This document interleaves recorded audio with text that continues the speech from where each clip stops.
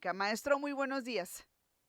Hola, ¿qué tal, Miriam? Buenos días y gracias por la oportunidad de hablar contigo de esta operación con tu alumno. ¿Qué busca?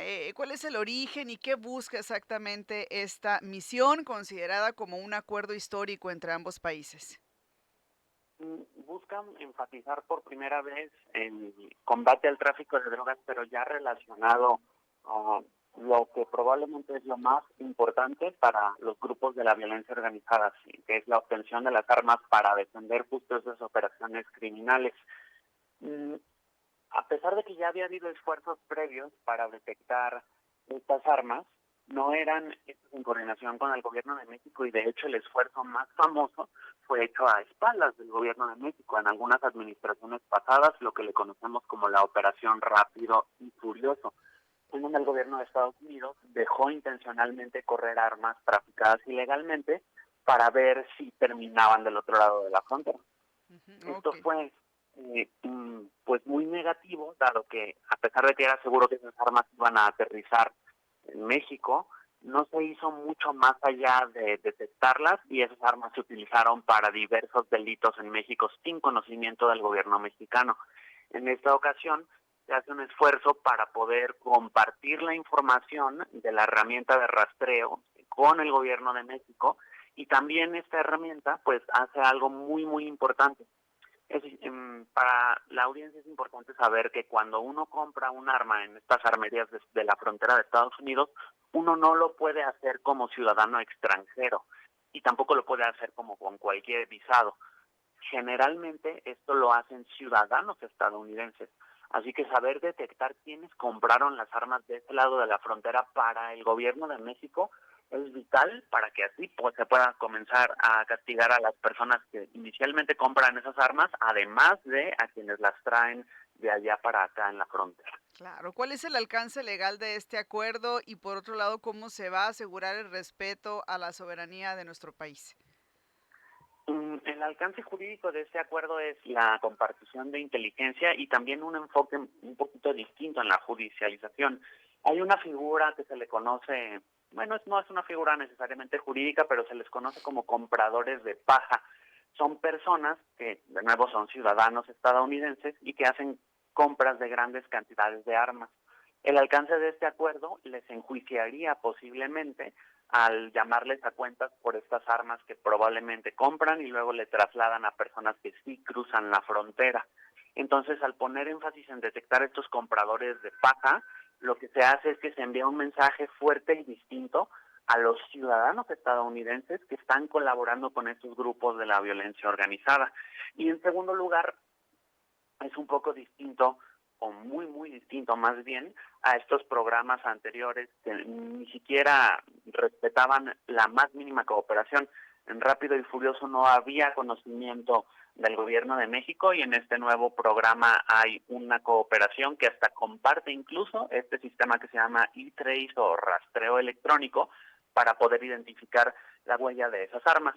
Eso nos ayuda en México también a que se lleven a cabo las propias investigaciones y determinar si es que un arma que se usó aquí en México proviene de Estados Unidos y de dónde proviene.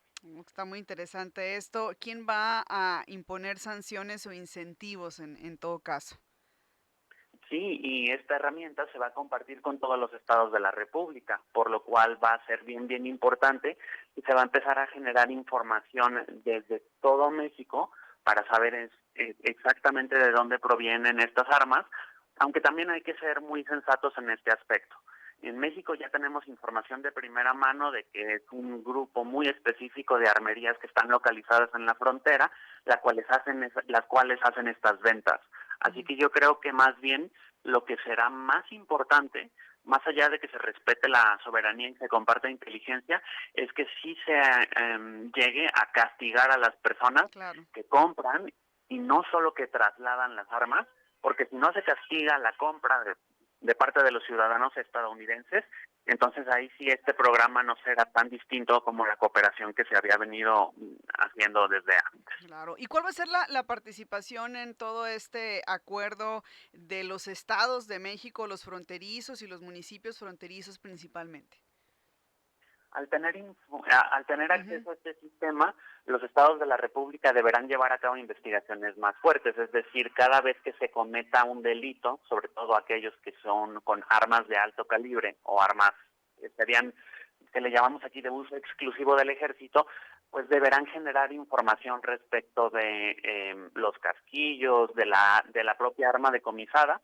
Y yo creo que eso es importante porque en los operativos más recientes de los que tú y yo hemos hablado desde el inicio de esta administración, los decomisos no solamente son de sustancias ilegales, sino también muchísimas veces de armas. Estos ujú. decomisos entonces van a poder ya generar información distinta y la mayoría de estos decomisos se realizan en coordinación con las fiscalías de los estados. Incluso para los delitos más recientes, los que se cometieron en contra de un par de ciudadanos extranjeros en el Estado de México hace poco, que fue muy lamentable, ahí también se podría generar información de quién o quiénes hicieron llegar estas armas y potencialmente ahí sí, de este lado, detectar las redes de ciudadanos estadounidenses que colaboran con grupos en este lado de la frontera, que eso es lo más importante y la razón por la que Claro. cooperamos con Estados Unidos, ¿no? A fin de cuentas. Bien, ¿cómo se va a medir o cómo se medirá el éxito de este acuerdo? En primer lugar, no solo en los decomisos de armas y mucho menos en la información que se genere, que ya se generaba, sino muy probablemente lo podamos medir sabiendo si justo como en el pasado, en Estados Unidos se anunciaron algunos operativos de grupos eh, que traficaban con drogas y que lavaban dinero de ese lado de la frontera, si podemos hablar ya de ciudadanos estadounidenses que trafiquen un volumen significativo de armas hacia México, que son llamados a cuentas, así como son llamados a cuentas allá en Estados Unidos a ciudadanos mexicanos, podremos decir que el programa fue un éxito porque el tráfico de armas ya lo conocemos, ese lo tenemos muy bien diagnosticado. Lo que tenemos que hacer es frenarlo y este programa, más allá que pues vaya a compartir información e inteligencia, pues medirá su éxito por cuántas armas menos logramos que lleguen en el corto plazo a México. ¿Cuántas armas llegan a México de forma ilegal procedentes de Estados Unidos al año, por ejemplo? Híjole, al año, mm, en lo que me acuerdo específicamente de Ujú, ese dato, lo que hemos visto, cuando menos en la última década, es que han llegado a Estados Unidos suficientes armas como para armar al ejército mexicano, Nidia. Es decir, el ujú. poder de fuego de los cárteles ilegalmente traídos desde Estados Unidos a México le da a los grupos de la violencia organizada suficientes armas a ellos para enfrentar a los soldados o a los elementos uno a uno del ejército mexicano. Entonces, este tráfico de drogas y de armas de ese lado de la frontera, lo que ha hecho es justamente el poder tener Ujú, un flujo virtualmente ilimitado, ¿no? ujú. Y ahí la importancia, pues, de este acuerdo. Ahora, ¿cuáles serían, por otro lado? Porque si bien se ha manejado públicamente como un gran acuerdo, como algo sin precedentes, ¿cuáles serían los riesgos de este acuerdo? Si es que los hay. Mm, los riesgos de este acuerdo, pues evidentemente la cooperación en materia de inteligencia siempre pues se presta a que puedan haber acciones encubiertas o acciones que no sean conocidas por el gobierno mexicano. Pero como este sistema más bien identifica a los ciudadanos estadounidenses que hacen esas compras, pues tal vez uno de los riesgos sería que no se lleve a cabo ninguna acción, por ejemplo, ¿no?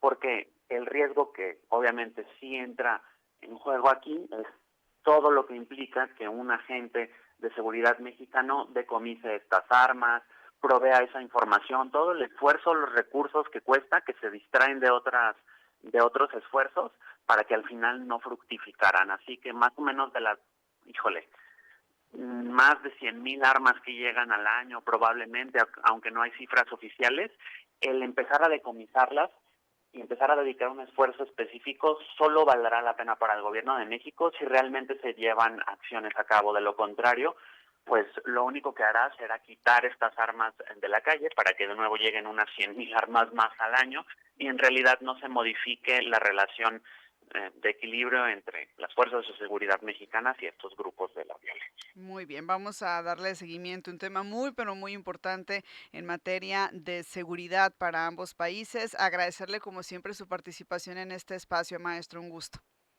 Muchísimas gracias, Miriam, y un saludo a toda tu audiencia. Excelente lunes para el maestro Rodrigo Cornejo, especialista en seguridad y políticas públicas.